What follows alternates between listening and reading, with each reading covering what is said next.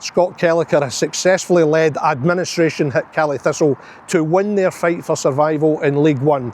But 4 years ago, club stalwart Kellacher faced an altogether different fight for survival.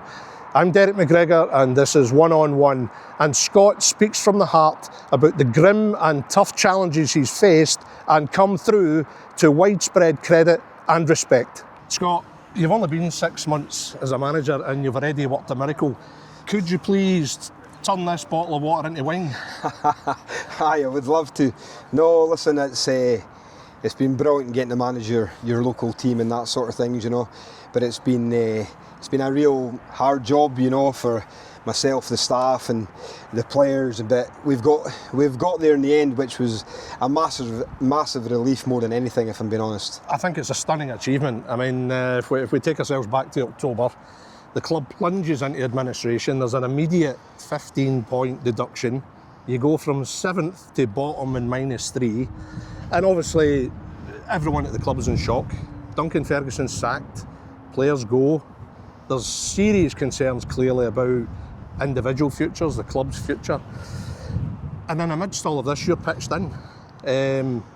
Rookie manager, you don't mind me calling you? No, not at all, because that's exactly what it is. Rookie manager, Billy Mackay, the club's record goal scorer, captain, becomes a very able number 2 for you. What are you thinking at that point, Scott? I'm thinking at the time when obviously it all happened so quick as well, I've obviously been asked, and I've thought to myself, listen, if there's a time that I can really help the club out, because I've tried to do that. I mean, that's me now, 21 years at the club, and I've always sort of tried to give every manager, because I've worked under a good few now, try to give them everything I've got, try to make life easier for them, whatever I can do to make their life easier. You know, I thought I could step up and just try and help out as best I could, and when they asked me to do it, I just thought, you know what, it's probably the best time possible to do it for me. You're a classic heart and soul man with this club, aren't you? I don't think there's much, if the club asked you to do it, that you would turn down, would you? No, I think that's about it. Yeah. Is that fair? Yeah, I think that's fair to say, you know, and it's just want the club to do well, you know, go in the right direction. I've been very fortunate with the club. It's given me some brilliant times in my life, you know, probably the best times in football, if I'm being honest with you know, in terms of what we've achieved in our short history, because it's only, just over 30 years, and the club's been incredible to me, so it's been good to me, so I like to try and give as much back as I possibly can, you know. I've got to confess, I've got a major soft spot for Caley Thistle for a variety of reasons, but particularly the people I've met and got to know over, you know, the last 30 odd years, including yourself. But if we go back to that dark day, I mean, can you give us an idea of what's going through your mind at that point, in that scenario? You just don't really know what's going to happen, you know. Just there's so much going on in terms of worry, you know, how it's going to play out. Is there going to be a club, you know, and nobody really knew at the time what was going to happen. I think that's what was probably the hard part, the uncertainty of what may lay ahead. Is there going to be a football club? Are we going to go in the right direction? Are we going to have jobs and that sort of things, you know? So no, it was probably, I could probably be quite honest and say, for myself and the staff and the players and that sort of thing, it's probably one of the worst times I've had in football, if I'm being honest with you. The Caledonian Stadium's in the shadow of the Keswick crossing, but I mean, deep down, did you think it was a bridge too far, keeping the club in League One at that point? No, I didn't, because I probably like to think of myself as a glass half full type of person, yeah. You know, where I like to be positive, upbeat and that, and that's when they obviously asked me to do it. I thought to myself, well, I'll try and get as much as I can out of the players, the staff, and we'll really give it as a real go at it, you know. And I had a good chat with the players, and I made it clear right from the start that with such a young group of boys, we knew it was going to be difficult. We knew it was going to be a roller coaster. We knew that, you know, we were going to lose games, but hopefully we would win more than what we lost, and that's what we managed to do. But no, listen, I've got to take my hat off to the staff that's helped me in terms of Billy, Gordy, Ross, the physios, big Michael Fraser, the goalkeeping coach. They've all sort of come in and really helped out, you know, as best they can, and it's been a team effort, and we made it clear that it's going to be a case of everybody in it together, and that's what the fans have backed that up, and they've got right behind us home and away, and I don't think you can ask for much more of that. It's been a real collective team effort which has got us over the line, and I knew it was going to be difficult, but it's massive for the club, you know, in terms of trying to move the club forward again. I know you're a proper football guy. You know your stuff. But in all honesty, when news came through that you were being confirmed as the manager to replace Duncan Ferguson, I genuinely thought the team, the club had a chance, because what you also are is a real personality, Scott. I think you're somebody that can galvanise people. You can wind people up for the right reasons. You can make people laugh, which I think's every bit as important in situations. And allied to what you know about the game and your feelings for the club, I thought there's a chance here. This could happen. Yeah. And I'm delighted how it's worked out for you. That's brilliant, pal. Honestly, that's a massive compliment, you know. And I just like to give my all every day, you know, no matter who's in charge. And even now that I'm in charge, I've gave everything every day, along with Billy and Gordy and Ross and the staff that we've got in with us. That's all I ask every day, and that's what the players are giving me every day. We come in every day and we want to be positive with a smile on our face, upbeat, and that's the atmosphere we've created, you know. And the fans have bought into it. You know, they've seen how hard the boys have worked every Saturday.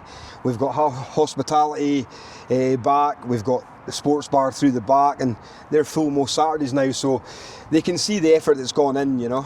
I think the other thing for me, Scott, was that, you know, there's a big regard here for you, and there's been so for a long time. All the levels you've worked to get to, you know, to becoming first team manager. So there was goodwill from day one. There were so many people wanting you to succeed, which, given the club's perilous situation at that time, that was critical. Goodwill really was huge. Yeah, it's massive, and I've got to thank Charlie and Charlie Christie. Yeah, Charlie Christie and Alan Savage and Graham Bennett and that. They put the faith in me and gave me the opportunity, and just like you said there, and hoped that I would try and galvanise the club, and that's what we've tried to do, you know. But it's been a fair journey right from the start in terms of I came in here as we're about to discuss. Yes, I mean, that's me being at the club now 21 years.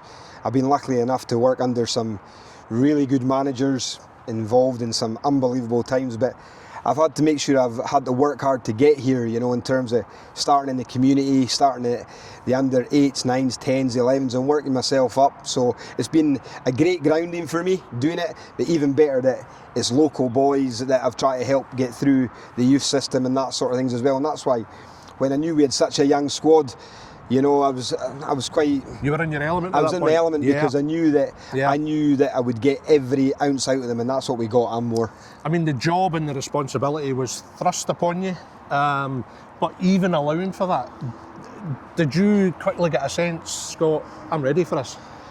Yeah, and it's funny because I had a lot of phone calls off a lot of people over the last few years when managers have moved on and that sort of things, ex-players that have been here and they've said it themselves, why are you not going for the job and that sort of things. And I've never been sort of one to push myself forward like that, you know. I'm always sort of like to sort of stay in the background.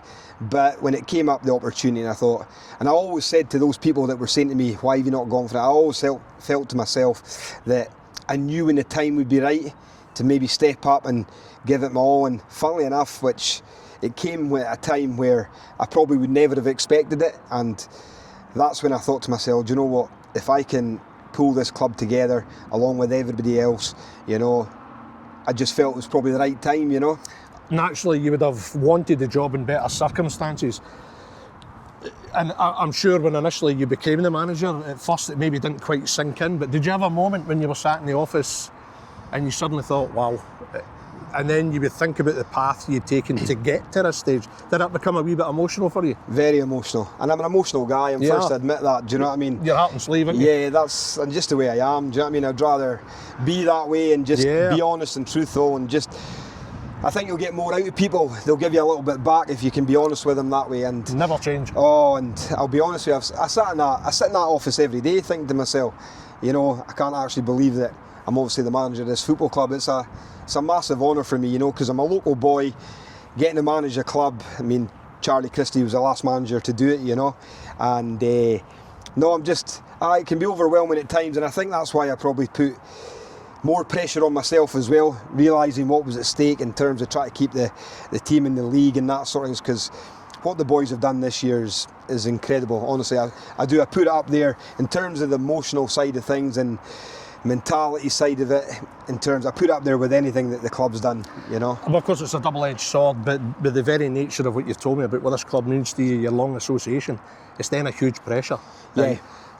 Was that something you also quickly realised, wow, there's so much at stake here and it's on me? Yes, here I realised that quickly, and what I will say is I listened to Charlie Mulgrew actually talking a few weeks ago on, I think it was Simon Ferry's podcast. He was talking away and his honesty was brilliant. It was also brutal, wasn't it? Yes. I mean, you couldn't fault him, but I mean, it was that crushing realisation on his part, this isn't for me. Absolutely, and that's what I don't think a lot of people realise, and I probably didn't realise as well in terms of previous managers that were here, the pressure that you put on yourself and the job it takes to go out there and prepare a team to win on a Saturday. So when Charlie spoke, I thought, do you know what, it was refreshing to hear the honesty from him, of how hard the job is, and that was him, he said it himself, part-time, full-time is every bit as hard as well. I thought when Charlie said what he did, and you have to remember, I think Charlie had prepared for a year, maybe 2 years to become a manager. He'd done the rounds, he'd gone to see top guys like Brendan Rodgers, he'd done all the preparations. But it is true, isn't it? See until you're actually in the job. Yeah. Is that the case? Oh, it You does. don't know. You think you do, but you don't. Absolutely, and you're never prepared for it, and I sit there and I think to myself, I do really appreciate what previous managers have gone through, the sleepless nights and that sort of things, because I've had it all. I mean, I've not seen the family probably, I've seen them, but I've barely spoke to them in the last probably 6 to 10 weeks, just because of the drive in terms of making sure you try and get everything right. You're leaving no stone unturned in terms of just trying to get everything right, and the pressure of making sure that people stay in jobs and that sort of things. You take that upon yourself to really put that sort of onus on yourself and make sure you're giving everything you can. Until you got to that point last weekend, I mean, the champions, Arbroath, came here. Not exactly meagre opposition for you. You still had to secure safety. You win 3-0 and you do it in style. Was it just such a huge relief and everything? Yeah, that was it. That was probably, there's quite a few people who says, you'll be away out in the town and that sort of things tonight, celebrating that sort of things. And I actually just wanted to go up the road, sit in the living room with the wife and the kids, and actually just smile on a Saturday night and relax, and that's what I did. And I watched the boxing and that, because it was, as you say, as much as you're excited, the fans were brilliant. It probably couldn't have gone any better for us on Saturday, if I'm being honest with you. Oh, if you ever needed one, but if you needed an excuse to head to Johnny Fox's in Inverness, that was that, wasn't it? That was absolutely it. But I think, as you say, the big word is relief, and that's what it was. Relief that there are other pubs in Inverness, by the way. There is. No, there is, but that's what it came down to, relief. But it was it's been, and the best way of putting it is it's been a roller coaster, up, down, had everything. Do you mind if I ask, what kind of husband have you been? What kind of father have you been in that period, this 6-month period, which has been intense to say the least? Well, one thing I will say is the wife and the kids, fair play to them, they love coming to the games.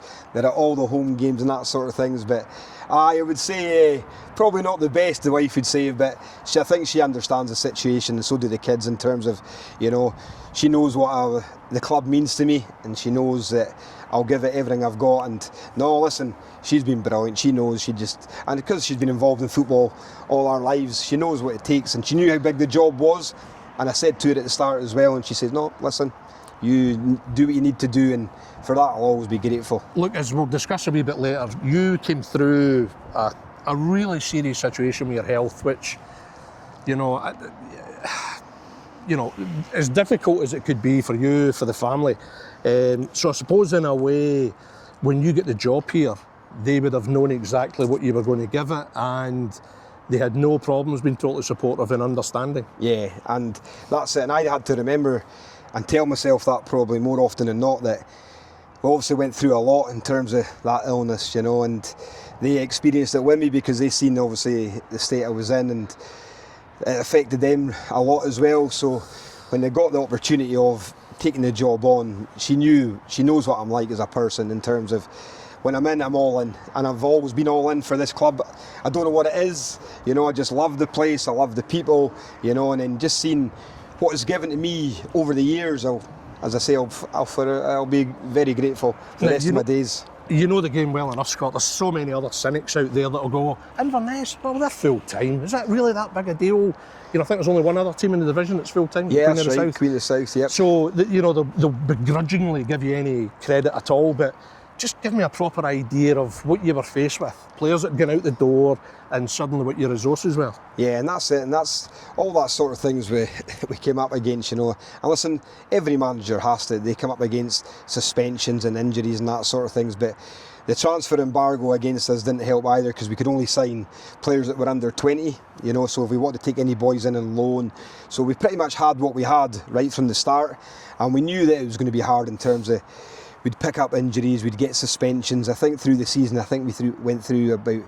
probably 6-7 goalkeepers, maybe possibly 8 in terms of loans and that. And listen, I'm a great believer in if you're good to people on the way up, they'll look after you, you know. And boys like Graham Shinney, Stephen Gunn and that at Aberdeen, Stuart Duff, they've helped us out with Babbage and Alfie Stewart, and then you've got Dell and Peanut at Kilmarnock helped us out with the young boy Ben Brannan and that. And listen, I'll forever be grateful for them helping us out. And I suppose Celtic gave you a goalkeeper. And Celtic, in terms of Chris McCarr, Colin Meldrum, Johnny Hayes and Steve McManus, these boys, and I'll make a point of thanking them, because listen, without their help, you know, they've made it a lot easier for me by letting these players come to us, you know. So football is a brilliant game, isn't it? Because when you see that kind of side, you know, people rallying to support you, you know, there are people in the game you'd rather not know, but they're far outnumbered by those who are good people. Yeah, oh, absolutely. You know? And you know, they've been great for me. And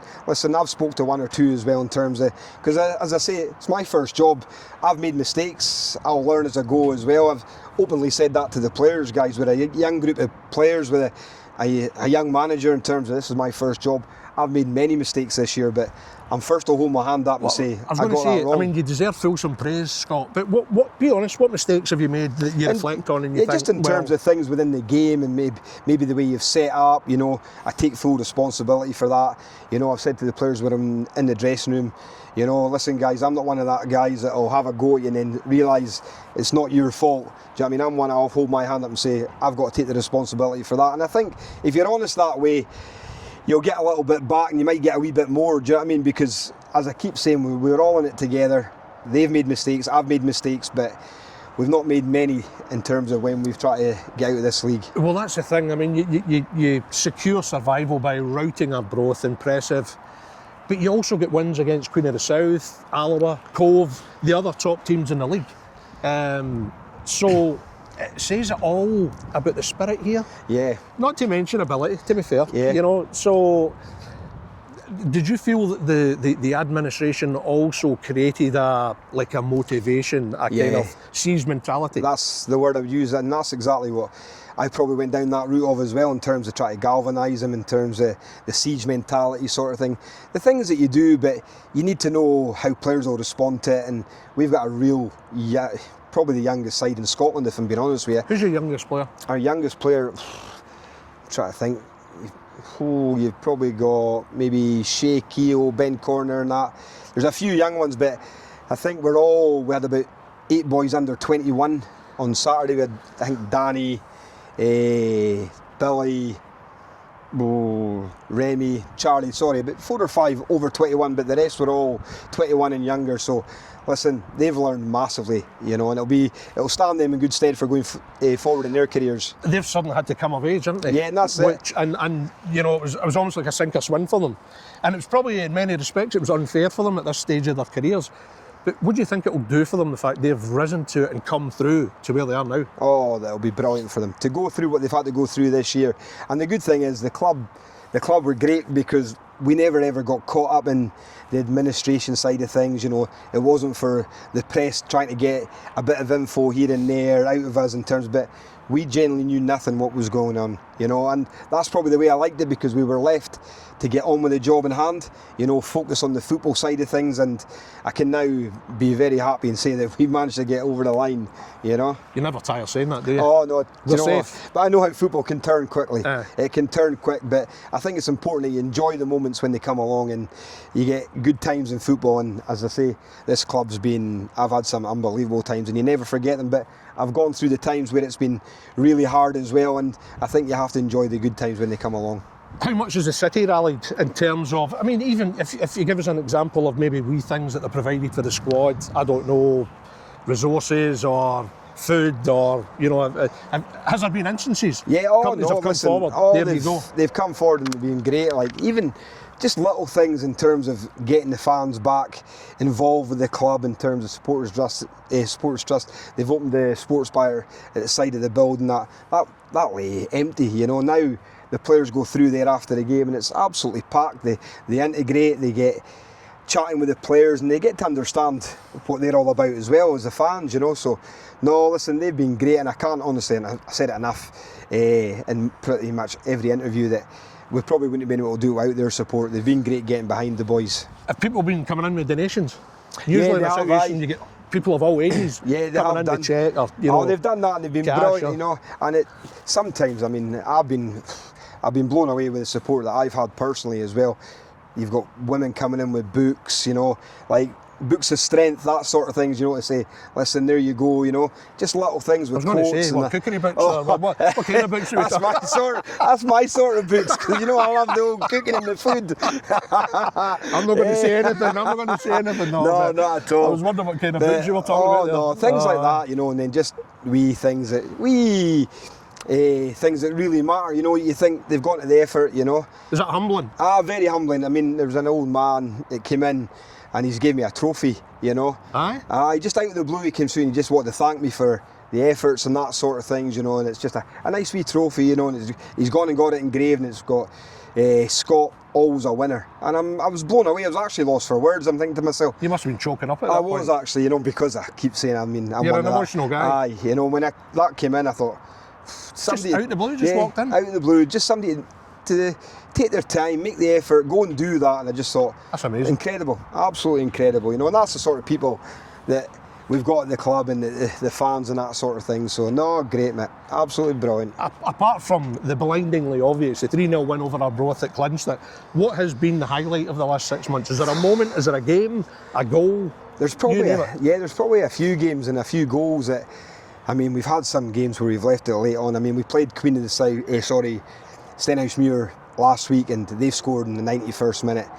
and we were gutted, and because we'd put so much into the game. But I look back over the season, and I'm a great believer in it. It's true, the table never lies, these things sort of play out, but we've did that to a few teams this year in terms of last minute. We did it to Dumbarton, it was just, and the thing is, it was brilliant. The scenes were great, because we got the fans travelled down. Montrose were down 2-0 at half time, come back, win the game 3-2, the last kick of the ball pretty much. And there are things like that, and I try to say that to the boys. I says, you can make yourselves legends at this football club if you manage to stay in this league, just for obviously the reasons that we've spoke about.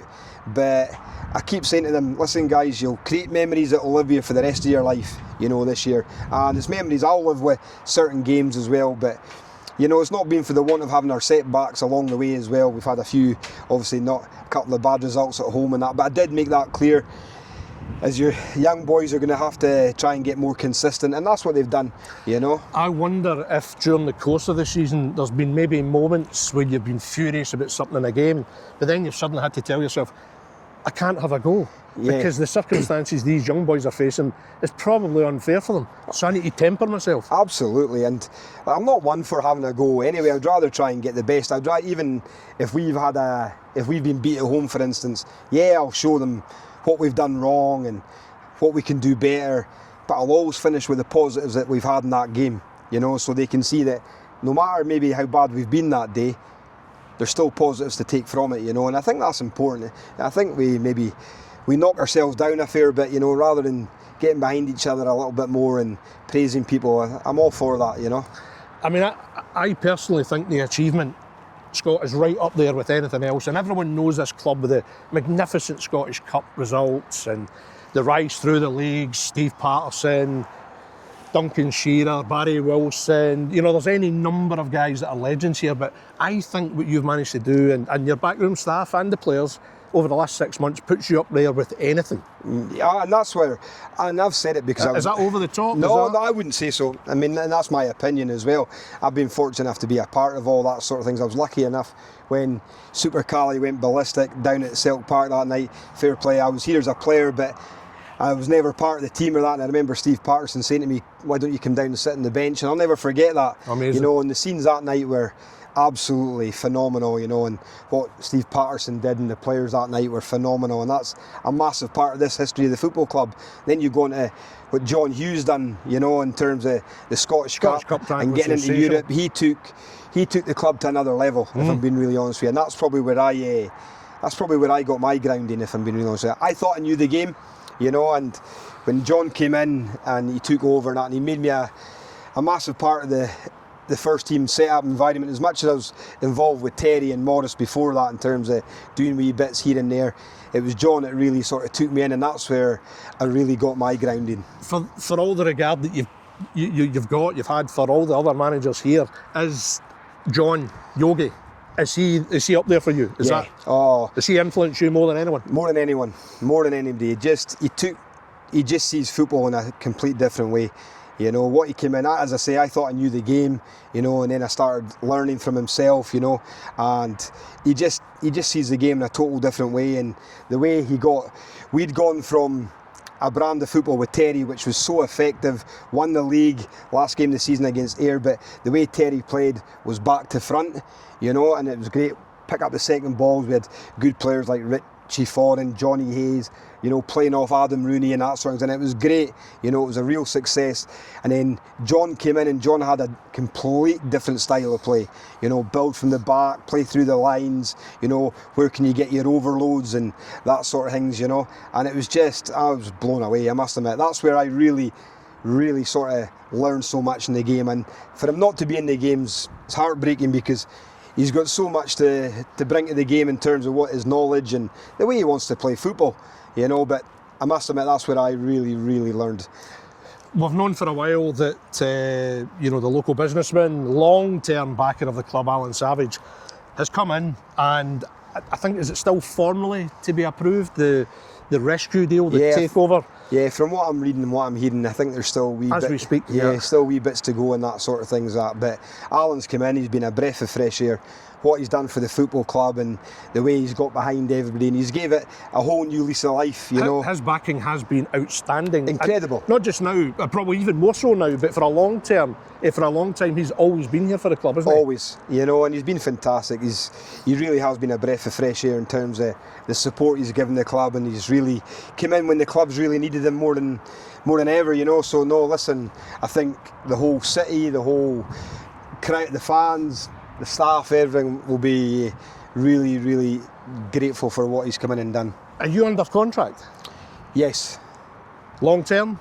How long? Yes, I've got a different sort of contract. Is it a rolling contract? I'm on an employment contract. Okay. You know, so I've not had that sort of contract where I could, because I've started and I've come through the system and all that, I've not got that where it's a contract where it's 1 or 2 years. I've been at the club for, that's now 21 years, so it's an employment contract I'm on. Is that directly because of the administration situation? No, just what it's always been, you know. I've never had to go on to any other sort of contract. I've always worked for the club, you know.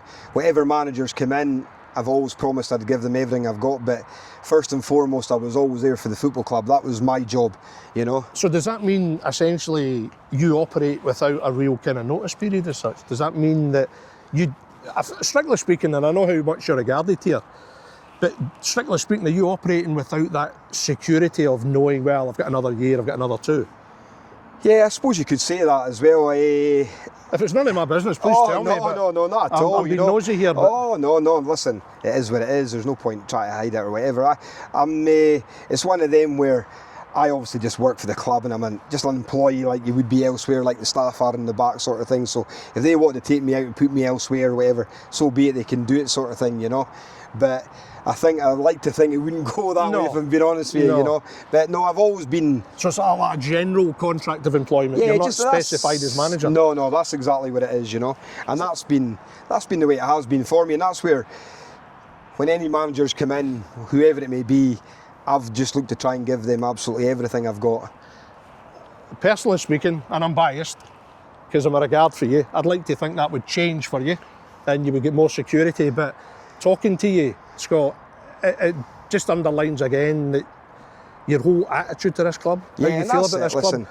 You're not making a noise about it. You're not coming out publicly going, right, I want this and I want that. I've done my job. Yeah. That's not you. No, not at all. And I never would be that guy. That's not for me, you know. I've spent so many time and I like it being in the background. I don't want to make a big song and dance about things, you know. As I say, I've always been here for the club, no matter whatever role they've asked me to go into, I'll step up and I'll do it, you know. So listen, I'm a great believer in what will be, you know. I don't look too far ahead, I just look to the next day. Has it been possible for you to switch off over the last 6 months? And if so, what's your idea of relaxation? I tell you what, you know, probably the most relaxed I've been in the last 6 months is when I took my wee boy fishing. I took him fishing down Aviemore, and it's probably for the first time in 6 months is when I switched off, you know. Carson? Oh, aye, Carson, yeah. So I took the wee man down, went fishing down Aviemore. Great day, just the two of you? switched off, relaxed, but I have to say it didn't go too well. It didn't go too well. The wee man had a couple of wee fights with a few of them, but no, we got absolutely nothing, and we came away back to the real life angry again, you know. But no, listen, You never reeled down anything? no, none at all. Wow. So I was gutted for the wee man, you know, because it's what I did when I was younger with my best pal Andrew. We used to go with his dad fishing down there, so I always thought, do you know what, I'll take the wee man down. And then that was probably the one time I really did switch off from it, you know. So it was a great day out. The two of them, the wife and Sienna, they went off horse riding. They took the wee man horse riding, so that's probably the first time I really did switch off. How old are your kids now? 10 and 14. Yeah. Yeah, so Sienna's 14 and the wee guy's, he's 10, like. Yeah. I mean, look, we alluded to earlier on, Scott, 4 years ago. My word, what a situation you were in. You get a viral condition, I'll let you pronounce it. Uh-huh. And that was serious enough, but then you contracted COVID. Yeah. Tell me about it. Tell me, I mean, it got to a stage where Audrey was advised by specialists, this isn't good, prepare for the worst. Yeah, that's right. No, absolutely. Listen, I can't hide the fact. It took me a long time to speak about it, if I'm being honest with you. You know, obviously I've contracted viral encephalitis, you know, it's swelling in the spine and the brain. And I've gone into hospital, and while I was in hospital, I ended up getting COVID as well. You know, and then it just... Was this at Rigmore? Yeah, just at Rigmore there, and it just got way worse. I think I was in hospital for I'm sure it was about 2 weeks, and out of that 2 weeks, I think I was on oxygen for probably, I think it was about 12 days, I'm sure Audrey said to me, yeah, she said it was, but no, it was, it's been the hardest time of my life, if I'm being really honest with you, you know.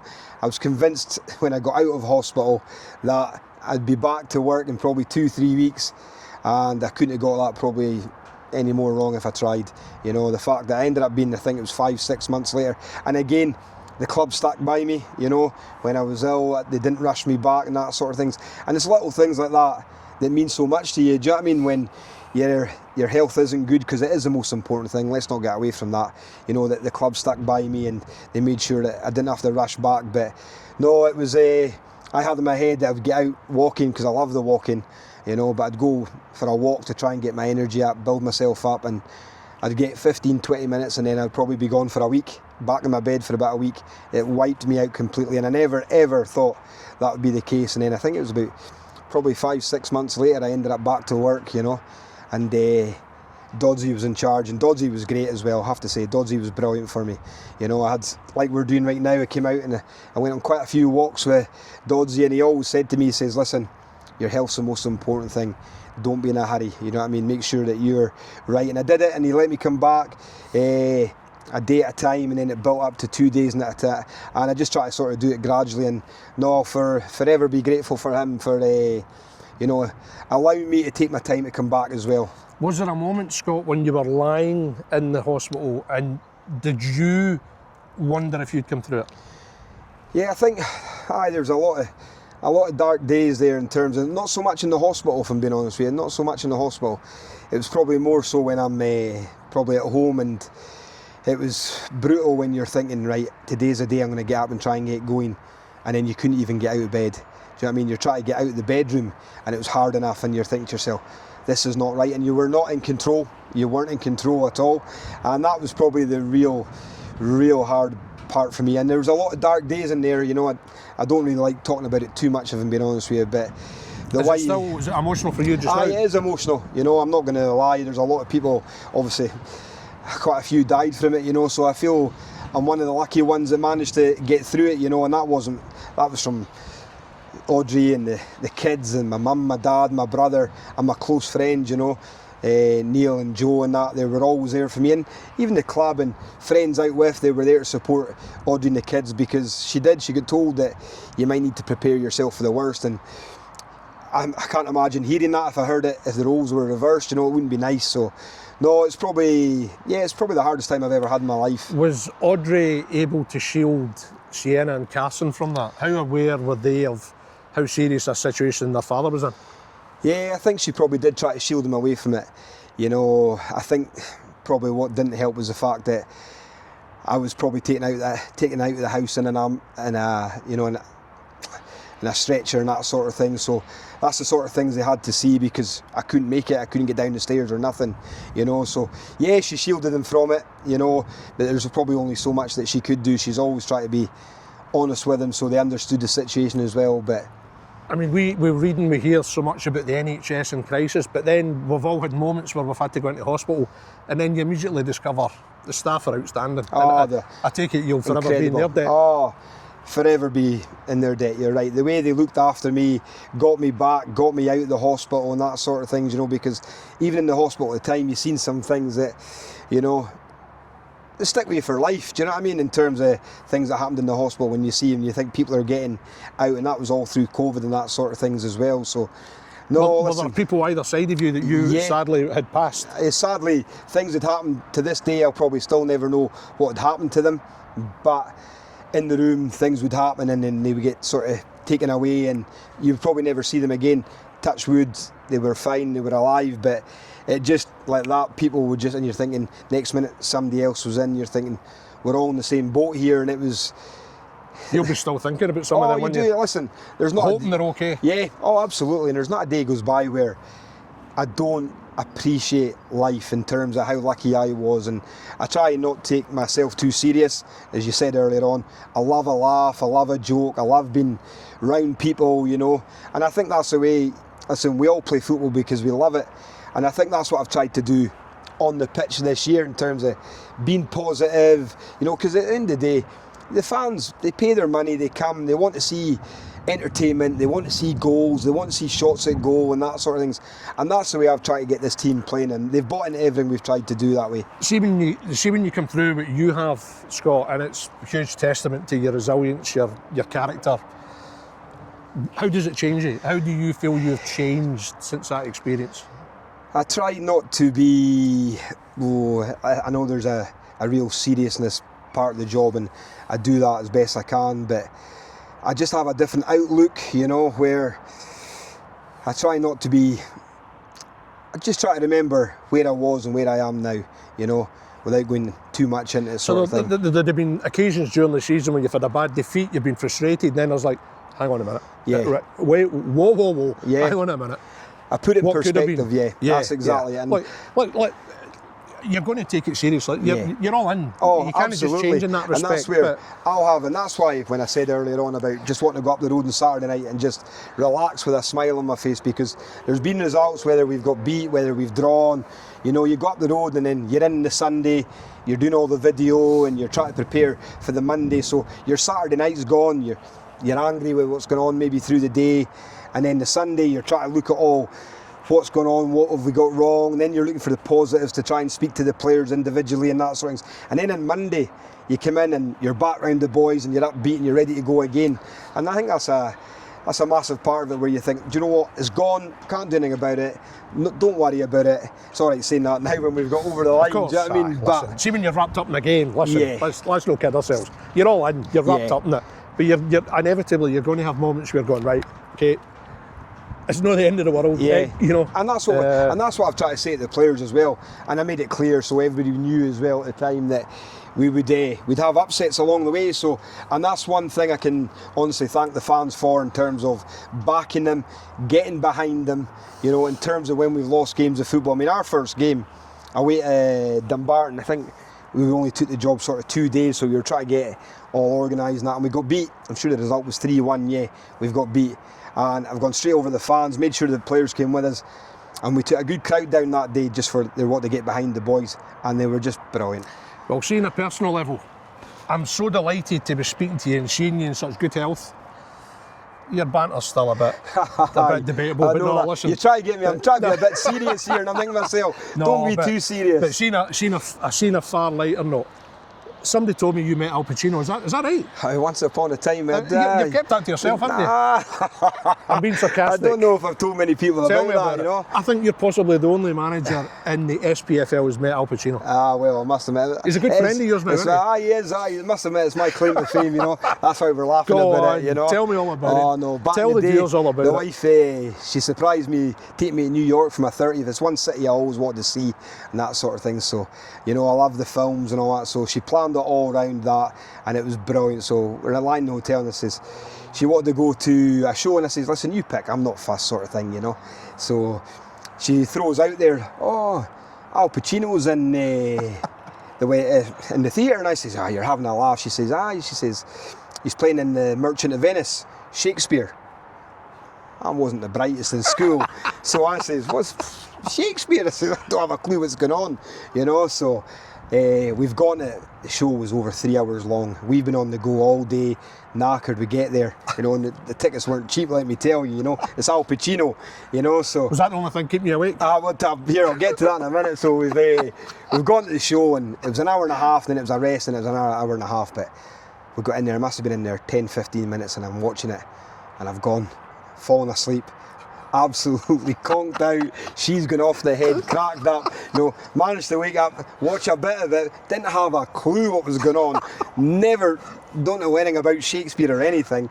And then we left at the end of the night, and the wife says, she's fair play to her, like she says, come on, we'll go round the back and see him. And I'm like, oh no, that's not for me, that sort of thing. Let's get back to the hotel. She says, you might regret it, you know. And I says, all right, come on, we'll give it a wee bash. Round the back, and out he comes out the stage door and that, and fair play, he took the time, you know. Honestly, I'm making out as if I'm all the way from Scotland to see you, Al. Do you know what I mean? Did he ask you for a photo? I did, to be fair. Photo was there, everything, you know. Kel's nice to see you. Brilliant, hope it's all going well in Inverness. Aye. But, oh no, it was brilliant. A great experience. To say you met somebody like that was phenomenal, you know. Was it a jaw-dropping moment for you in all seriousness? Oh, jaw-dropping. Totally not. Because him and De Niro's probably my two favourite actors, you know. I watch all their films and that, but Pacino is phenomenal, you know. And you got your picture taken with him? Picture taken with him, big cuddles, everything. I was in the lot, I was all in. Is he looks quite a wee guy. He is tiny, you know, and I'm obviously quite a large guy, do you know what I mean? But, oh no, it was brilliant. So, listen, it was great, and the wife says, told you should have done it, you know, and it was something that'll live with me forever, and that's what I keep going back to, but I've said that to the boys as well. They've got memories from this season that will live with them for the rest of their lives now, you know. Now, I'm guessing that everyone here knows, probably everyone in Inverness knows you met Al Pacino, is that right? Aye, well, I think a few of the boys, I'm not sure, like boys that used to be here, like say Gary Warren, Ross Draper, Carl Tremarco. I don't think I've ever told those boys that story, you know. They'll be cracking up because I tell them every week, you know. So, no, brilliant, good boys, listen, good boys. See if we'd met Al Pacino, we'd be telling everyone as well. So fair play to you. No. Fair play to you. It was great, I must admit, I enjoyed it. Scott, you're better known as a coach and a manager, but a lot of people won't know that your football career actually started at Celtic. Tell me about it.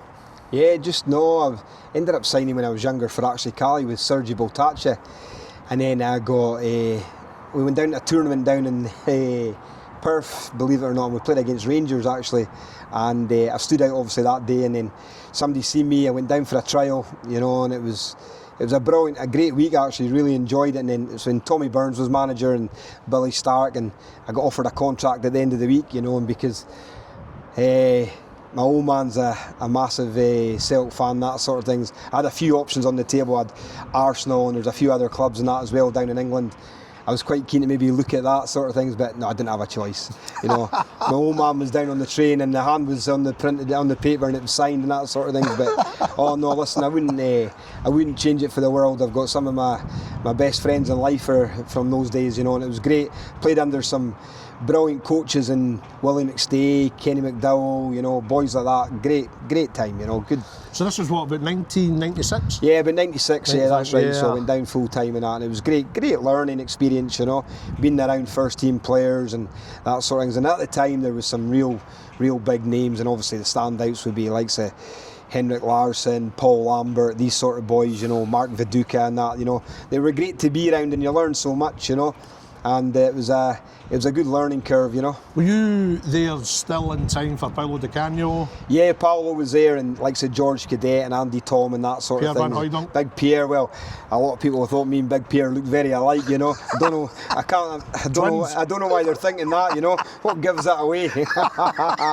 You know, but they were great times, and I learned a lot. I learned a lot in football as well. So no, you know, it was a good time. So you would have trained at the club's long-standing training ground, Barrowfield? Yeah, that's where we trained. We would train along at Barrowfield, and then we'd walk along to Parkhead, and you know, we'd... You'd walk from Barrowfield London down, Road to Parkhead? Yeah, down in by the wee dairy, get a wee roll and that sort of things, and that's when every day that's when the whole stadium was being built as well. So you'd go up and you'd sit in the director's box, and you'd be... you would just, you know, watch it being built. It was great. Kit man at the time, John Clark, Lisbon Lion. Yeah. You know, fantastic. What a guy. You know, he was just excellent, honestly. Just the way he was as a man, you know, and he looked after us and that. But it wouldn't be for the want of us playing all sorts of games with him, going missing in the stand. He'd be out. You'd just be looking to see where we were, you know. John was brilliant. Just, you know, great to the boys in terms of just teaching little things as well, you know. He was really good. Tommy Burns and Billy Stark, you know, the late Tommy Burns, fantastic. Billy, brilliant football man. I mean, for somebody so young to be influenced immediately by two coaches like that. Yeah, they're phenomenal. Priceless. And you know what? They played each other great. You know, they bounced off each other brilliant. And, you know, and you can see what Tommy did for the sort of the younger boys at Celtic, you know, in terms of how he got them into the first team and that sort of things. And some of the football Tommy played, he was probably way ahead of his time, being honest with you, you know. The way he wanted to play football and that, it was great to watch, you know. What's your best memory of the top names that you've listed there? Is there particular moments or things that they said to you? Probably out of them all was probably Paul Lambert. Paul Lambert was I used to sometimes, he would wait for us, he would give me a lift home, he stayed down, and I'm sure it was Johnston.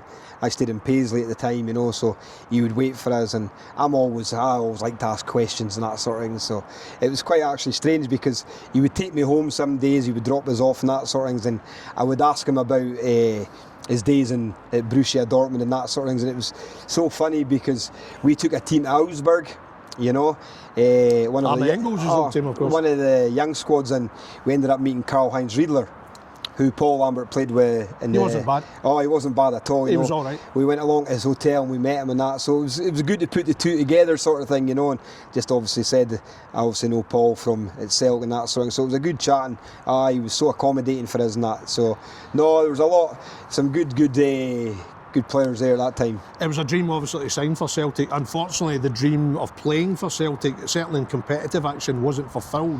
But did you play in friendlies? Yes, played in reserve games and obviously some testimonial games and that sort of things. It was a great experience.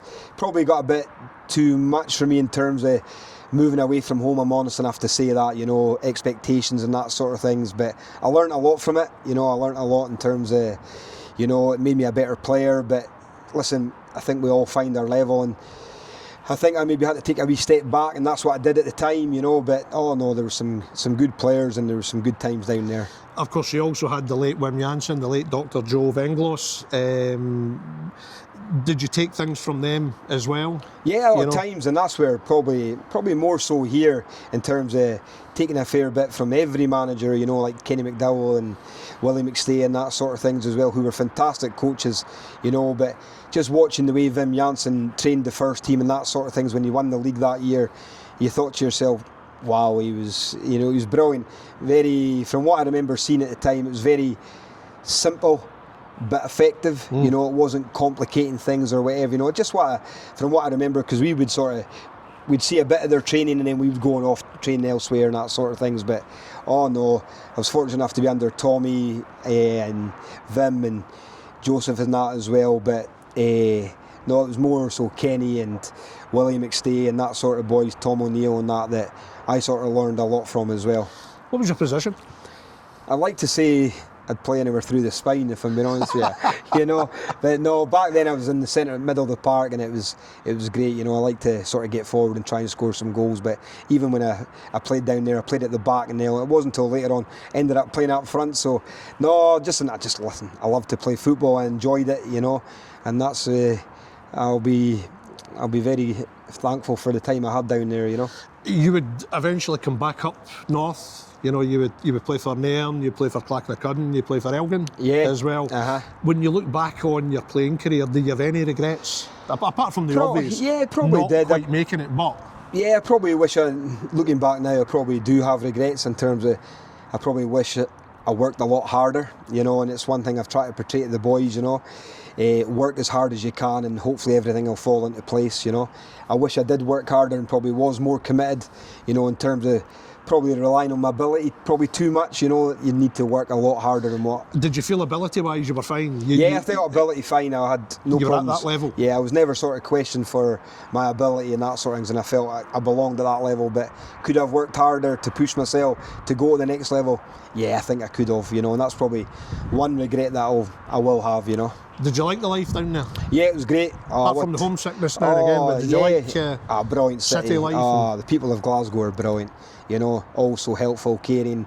You know, it's just a different way of life, and that's where when you go down there, you really appreciate how much it is a way of life for people supporting Celtic or being involved in it and that sort of things. You know, and the same for Rangers as well. You know, up here you probably might not appreciate it as much, but when you go down and you experience it, you think, this is their lives. This is all it means to them. Do you know what I mean? Yeah. You build up for a Saturday. It's all about getting ready, going to watch, support Celtic and that sort of things. You know, and I was just blown away in terms of the crowd and that sort of things. But oh no, it was great times. At the time, Rangers had a brilliant football team. They had Gascoigne, Laudrup and that sort of players. So getting to see them play as well, I mean, you're not going to get much better than that. But along with Larsson and Lambert and all these boys, they're phenomenal players, you know.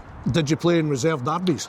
Yeah, played in a couple of them, you know, and likes of Henrik and that, and one or two of the first team boys would play them, and that, and playing with them, you'd learn so much from it, you know. Yeah. And just great to see you've played, and even being around them in the dressing room and that sort of things, you know. They would always talk to you, ask how they were brilliant, great boys. Who did Rangers put out in these games? Some of them. In the games, I remember at the time, coming through, Barry Ferguson was a wee bit older, but like Sir Robert Malcolm, Maurice Ross, Peter McDonald, that's the sort of boys we played against. And it was fiery. It was fiery. Yeah. It was great. No matter what age group it was, and that was one thing. Even when I went into the first Old Firm game at a younger age, I didn't expect what was coming, you know, and it really opened my eyes up, and I thought, wow, this is... Was there a lot of baiting? Was there a lot of... Oh, absolutely, you know. Oh, wine, yeah. Yeah, and you had everything, absolutely everything. I remember our first game at Maryhill, and Maryhill Juniors, where you've got the wall around it, you know, and I've gone into a tackle, and I've gone in hard, you know, and I've come out, and there's a good few fans there that day, a good crowd. I'm thinking to myself, I didn't expect this, I don't know what, you know. And I've come out thinking, oh, I've left one on him, do you know what I mean? That's me, I'm in the game now, sort of thing, you know. It wasn't until probably 5 minutes later, somebody's left one on me and I'm lying in a heap. That's what you get, and the abuse that came with it. I'm thinking, all right, here we go. This is welcome to the real world now, you know. So no, it was great, and it was a learning curve, and it was brilliant, you know. So no, it was good times. I'm sure you would have loved your days in the Highland League. It's a proper league as well. But going into coaching and management, was it added motivation for you to make it at the other side of the white line, so to speak, because your playing career didn't quite materialise? Absolutely. That's exactly what it was, you know. And I always said to myself I'd want to get into the coaching side of it when I finished playing and that sort of things. And I remember I came back from Celtic to the club here, and it was Steve Patterson, it was the manager, and it was hard to break into his team because he had a really good side, to be fair to him, you know, with some really good players, and to try and break in, it was difficult, you know. You've come from Celtic, everybody expects, oh, he'll play, no problem at all. It wasn't like that. It was a real eye-opener. It was a real sort of back down to earth with a bang, sort of thing. This is the real world you're in now, sort of thing, you know. Yeah. And the fact you come from Celtic counted for nothing. Nothing counted for nothing, you know. You're in with real men, not letting you away with nothing, and it really sort of opened your eyes up to it, you know. And listen, it didn't work out for me, and then I ended up going playing the Highland League, and it was great. I loved it. I loved the park time, the social side of it, you know, the enjoyment of it, being round the boys, and that was great, you know. And then I decided to get into coaching. It was my brother-in-law actually took me back to the football club, because he was I'm sure he was the head of youth at the time, you know, Danny McDonald, and he got me, and he knew it was a passion of mine, you know. And I got into it, and then just from then it took off. I got involved with Charlie and Peanut, who's now at Kilmarnock, and Big Ikey, helping Charlie with the under 8s, 9s and 10s, which in that squad was like Ryan Christie, Liam Power, and that sort of things, you know. So to see them go through the system, it was brilliant, you know. And then I thought, yeah, this is for me. And I've probably worked twice as hard at the coaching and try to get my way through and what I did probably as a player. Your attitude would have been, if I'm going to fail again anything, it's not going to be because of lack of application. Yes, absolutely. Yeah. And that's when I learned. So I learned so much in life in terms of, you know, working hard. And that's one thing I've said to the boys right from the start: work as hard as we can, everything will fall into place. And that's what they've done, you know. And listen, you can work hard and have setbacks along the way, but you know, hopefully the hard work gets you where you need to get to. And it's one thing every week, I always tell them to enjoy it, but I always tell them to work extra hard, because if you work hard, the enjoyment comes with it. Fingers crossed the club will formally come out of administration very soon, but what would be your big ambition for Caley Thistle? Oh, my big ambition would be to try and get us back to the Premier League, you know, and that's got to be the aim, that's got to be the goal. You've got to be realistic as well. It's not going to happen overnight. We need to build the club up again, and we've done that in terms of bringing the community back together, in terms of being back involved with the club. And we know it's small steps, but hopefully they're big steps in terms of going forward. You know, I think that's vital. But that's got to be the aim. You know, I think that's got to be the aim for all clubs that are in League One and the Championship, and even League Two as well. They've got to aspire to try and get up through the leagues and that sort of thing. So no, that's our ambition, to try and really have a go this year in terms of try to be up in and around about it, you know. And if we can do that, and then we'll see where it takes us. This club's got a real history of playing games against Celtic and doing very well. On a selfish note, would you love one day to manage against Celtic? Oh, absolutely. Yeah, it'd be great to be a manager in the Premiership. You know, when I see the likes of what Jim Goodwin's done at Dundee United, you know, I take my hat off to them. You know, David Gray at Hibs, young managers trying to make their way in the game. It's not easy, you know, and I know how hard it is, probably more so now than ever, you know. And I see what these guys are doing, and yeah, would I want a piece of that? Absolutely, you know, because I take my hat off to them, how hard it's going and what they've had to go through mentally as well, you know, the setbacks they've had. You know, Jim, when he's gone to Aberdeen, and you look at what he's doing at Dundee United now, fantastic, brilliant, you know. And then you look at David Gray, the start he got off to at the start of the season, you know, everybody's wanting him out, and you look at him now, absolutely brilliant. Delight for these guys, because, you know, it's great to see young managers doing well. It certainly is, and I'm absolutely delighted that you managed to achieve survival for Caley Thistle. That's a tremendous achievement. You should forever be proud of that, Scott. And listen, thanks for hosting us here today. It's been brilliant. No, brilliant, Derek. Thanks for your Wish time. you the best. Appreciate it, mate. Thank you.